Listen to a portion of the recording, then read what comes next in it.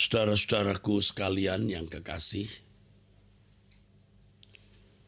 jika kita mengamati perjalanan sejarah, ya bagi saudara yang belajar sejarah, saudara melihat jejak Tuhan nyata. Tidak ada penguasa lalim, penguasa jahat yang selamanya berkuasa. Ya, pasti Tuhan akan akhiri. Kalau bukan dirinya, anak atau cucunya.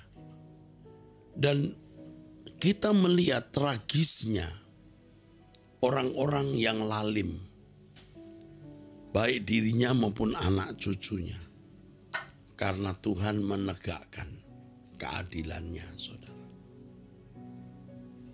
Orang-orang yang jahat, yang kelihatannya aman-aman untuk sementara waktu, pasti menuai apa yang dia tabur. Coba perhatikan suami-suami yang semena-mena terhadap istri. Perhatikan di hari tuanya, stroke, kecelakaan, dan lain sebagainya. Saya tidak mengatakan kalau orang stroke dan kecelakaan itu pasti akibat dari perbuatan dosanya. Belum tentu. Ada yang sedang digarap oleh Allah yang melalui kejadian kecelakaan tersebut Tuhan mau bicara kepadanya. Dan biasanya orang-orang yang memang mengalami kecelakaan bukan karena dosa kejahatannya, Tuhan akan segera pulihkan.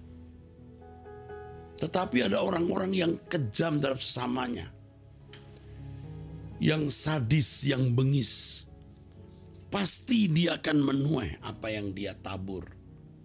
Kalau bukan dirinya, juga anaknya dan cucunya. Ini mengerikan, saudara. Ada orang-orang yang sembarangan menggunakan mulutnya, menjahati orang, memfitnah orang, merusak nama baik orang. Kelihatannya aman-aman, tidak ada masalah, aman, dan makin menjadi-jadi. Tunggu waktu. Pasti dia akan menuai apa yang dia tabur.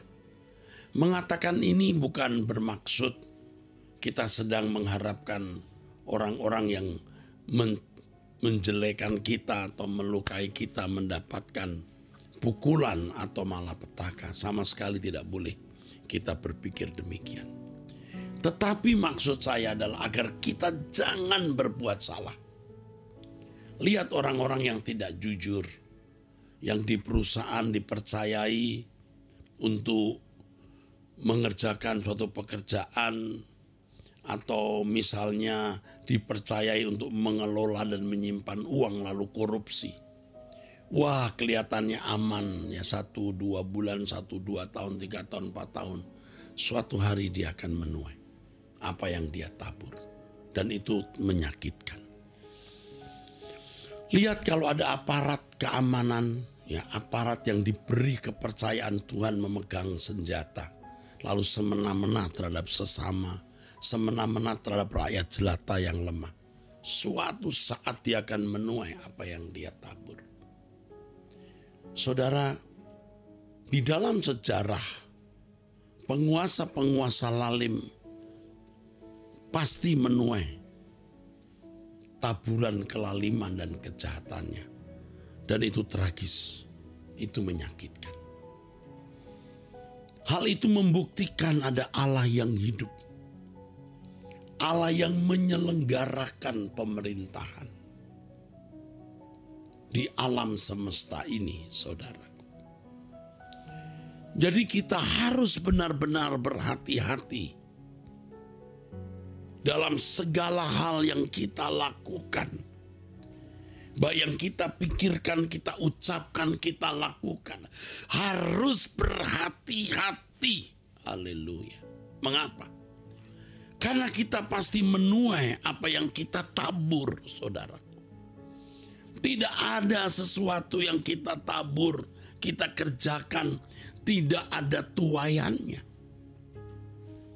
Alkitab mengatakan siapa yang menuai di dalam roh, ya, maksudnya siapa yang menabur dalam roh akan menuai kemuliaan.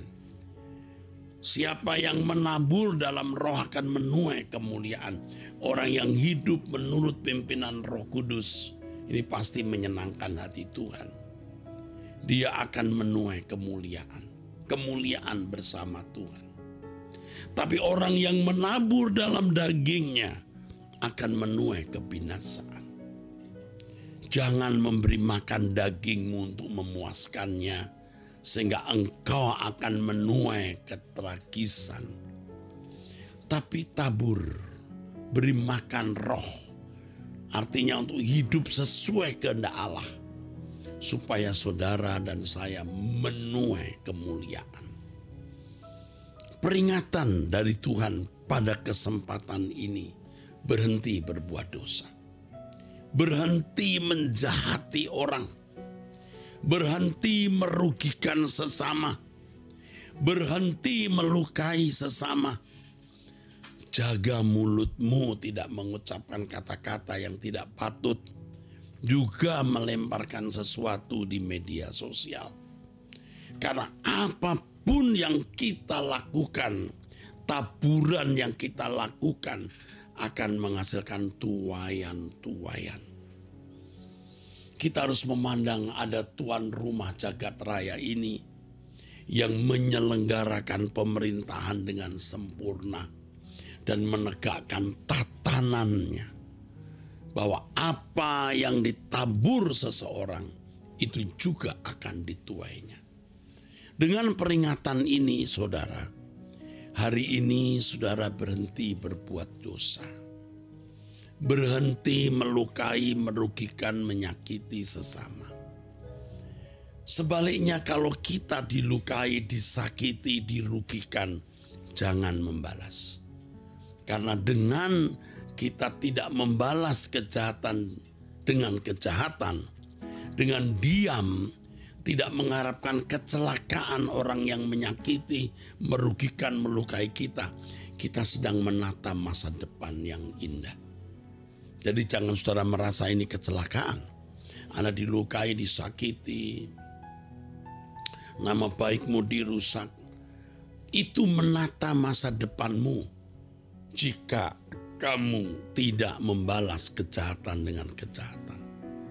Jika sudah diam dan menyerahkan semua ke dalam tangan Tuhan. Tetapi kalau sudah dijahati, membalas kejahatan dengan kejahatan, dengan segala bentuk, maka saudara tidak mempersiapkan masa depan yang baik. Saudara juga akan menuai sesuatu yang buruk. Mungkin saudara berkata, aku tidak memulai. Bukan aku yang bikin gara-gara, dia yang bikin gara-gara. Walaupun orang yang bikin gara-gara, orang yang membuat gara-gara, yang memulai menyakiti, melukai, merugikan saudara. Saudara tidak berhak membalas kejahatan dengan kejahatan. Firman Tuhan mengatakan pembalasan itu hakku, kata Tuhan. Jadi ketika sudah dilukai, disakiti, dirugikan, saudara punya kesempatan sedang menabur masa depan yang baik. Menabur hari esok yang diberkati. Ya, Anda menabur sesuatu yang tuaiannya adalah kemuliaan bersama dengan Tuhan. Tuhan Yesus pun mengalami itu, rasul-rasul pun mengalami itu. Bukan sesuatu yang istimewa, bagaimana itu normal dan wajar bagi orang percaya yang disempurnakan untuk serupa dengan Yesus dan layak dimuliakan. Karena kalau kita mau serupa dengan Yesus, kita harus bersedia diperlakukan oleh orang seperti Yesus. Seperti Yesus diperlakukan, maksud saya. Kalau kita mau serupa dengan Yesus, kita harus bersedia diperlakukan seperti Yesus diperlakukan. Yuk kita menabur apa yang baik. Ya, berhenti berbuat dosa. Berhenti berbuat dosa. Mungkin dosa saudara tidak menyakiti orang lain, tapi menyakiti hati Tuhan. Itu pun juga sungguh merupakan taburan yang buruk dan mengerikan. Inilah pesan Tuhan bagi saudara pada kesempatan ini. Saudara, hari ini, hari Minggu tanggal 28 Agustus 2022, jam 8 waktu Indonesia Barat, saya berkhotbah di GSKI Gajah Mada. GSKI Gajah Mada, lantai berapa nak? 15 ya. Lantai 15 jam 8 pagi. Jam 11 di Arta Gading, lantai 5 juga jam 5 sore. Tentu khotbahnya tidak sama. Setiap tempat itu ada urapannya yang khusus, berita yang khusus. Walaupun sering bersinggungan ya berita hari ini. Mari kita berdoa. Terima kasih yang mulia Bapa Elohim. Kami bersyukur untuk kesempatan ada di hadapan-Mu dan menaikkan doa-doa kami. Dalam nama Yesus Kristus kami bersyukur, kami berdoa. Amin. Sampai jumpa saudaraku sekalian, Tuhan memberkati.